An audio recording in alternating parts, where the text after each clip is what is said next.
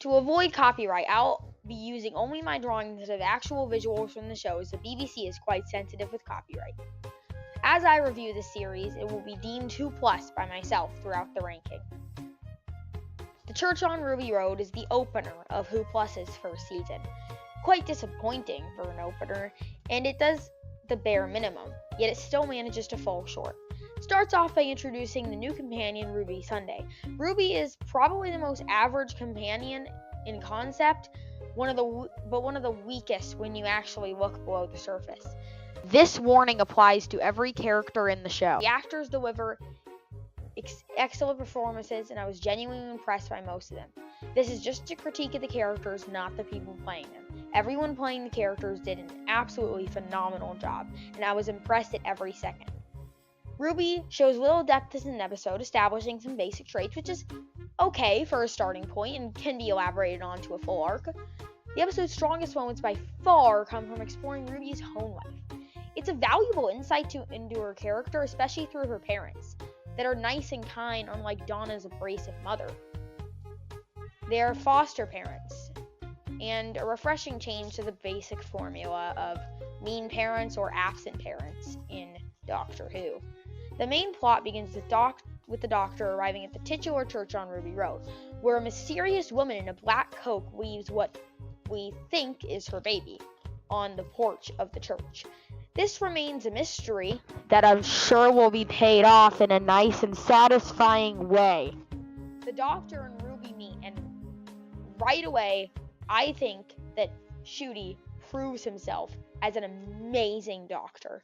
He captures that electric, eccentric performance of the Doctor perfectly. We're then introduced to Ruby's first real, quote, companion moment, where when the baby is stolen by the episode's villains, the Goblins. The Goblins have been appearing throughout the opening of the episode, causing some mischief. We don't know why they cause mischief, and we don't know who they are. So hopefully we'll find out in the coming minutes of the episode. So Ruby jumps onto a roof and gets the baby and tries to chase after the baby that's being carried on a rope by the Goblins ship. A huge, captivating sight of wooden rope. Then we're introduced to the Doctor alongside Ruby. Ruby and the Doctor have perfect chemistry, jumping up and between rooftops, and eventually using the new intelligent gloves, which I think are a bit too convenient, but I can make an exception. Ruby and the Doctor are climbing and getting closer to the Goblin ship. Then we're introduced to the titular Goblins. The Goblins' design leaves so much to be desired. They're generic, gray, big-eyed, big-ears goblins that don't feel like an interesting deviation. Think about how vampires were handled in Doctor Who. They've been in a ton of stories. Like, okay, maybe not a ton, maybe that's an over-exaggeration, maybe like up, I think like 6, 7, maybe 5 around. But each time they were a interesting mythical threat that had a twist to them. Like in Vampires of Fenric, or dare I say Vampires of Venice, which wasn't a good episode, but had a okay idea. These goblins lack a lot of creativity, and their design is so utterly generic that it's up to the community and looks of their ship to really provide the beef of these goblins. Now, the first real teamwork moment of Ruby and the Doctor when they're tied up to a pole in the Goblin ship. They have some classic Doctor Who banter, and the performances are electric from both actors. However, the episode then stumbles with the ropes explanation. There's this whole rope language, but a lot of the talking just dissolves into, in my opinion, meaningless babble that I can't really get a lot of substance from. Like, I want to know why they use these ropes.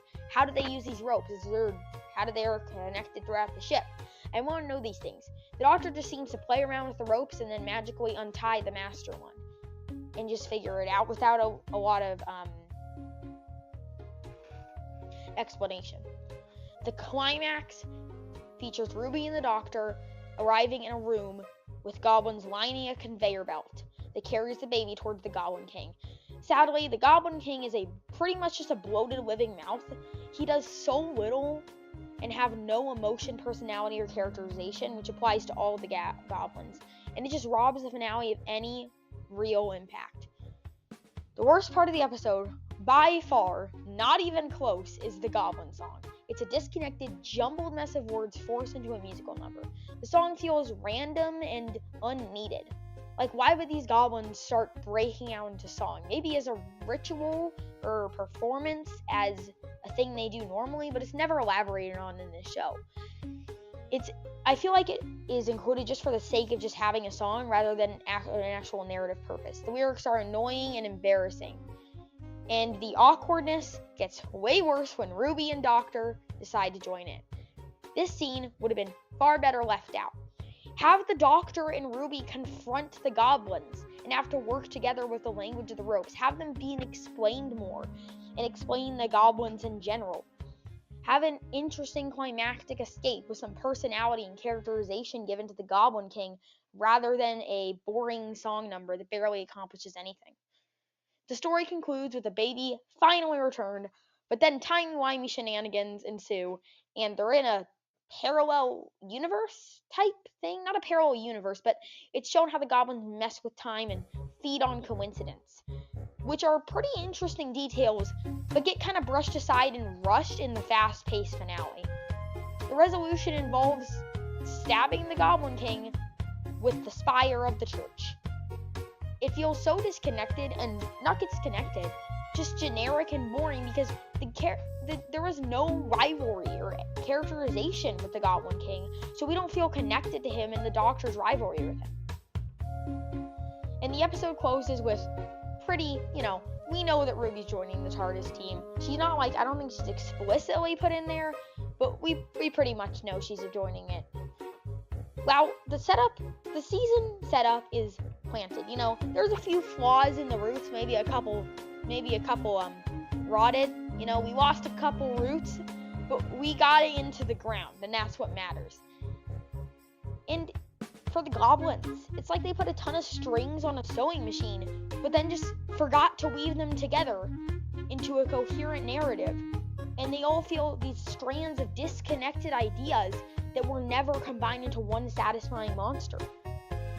It's a passable episode and an okay opener in the grand scheme of things, and definitely the best of this, quote, trifecta of trash of the first 3 episodes of WhoPlus.